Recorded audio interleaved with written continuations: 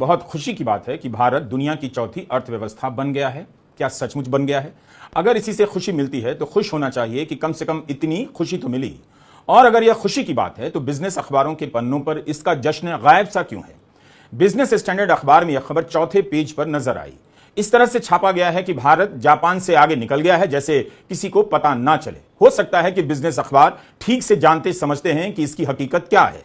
कई लोगों की यह भी राय है कि भारत की रैंकिंग अच्छी हुई है, तेज बढ़ती अर्थव्यवस्था है, तो उसका जश्न मनाना चाहिए। क्या सरकार मना रही है? बिल्कुल मनाइए अगर ऐसा है तो। लेकिन बताइए कि दुनिया की इस तेज बढ़ती अर्थव्यवस्था में लोगों की क्या हालत है? यह कैसे हो रहा है कि लोगों का जीवन बेहतर नहीं हो रहा और अर्थव्यवस्था तेज गति से बढ़ती जा रही है?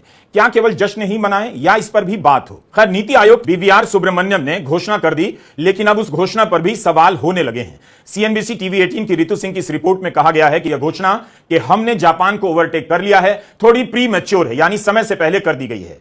2025 को लेकर अभी अनुमान जारी हुआ है। 2024 के जो आंकड़े हैं उसके अनुसार भारत जापान के बहुत करीब तो है, लेकिन अभी ओवरटेक नहीं हुआ है। आखिर नीति आयोग ने ऐसी चूक क्यों की? रितु सिंह की यह रिपोर्ट इस सवाल का जवाब दे रही है कि क्यों चौथी बड़ी अर्थव्यवस्था बनने का जश्न दिखाई नहीं दे रहा। क्योंकि अभी आधिकारिक रूप से भारत आगे नहीं निकला है, उन्हें प्रेस कॉन्फ्रेंस में इसकी घोषणा करने से बचना चाहिए था।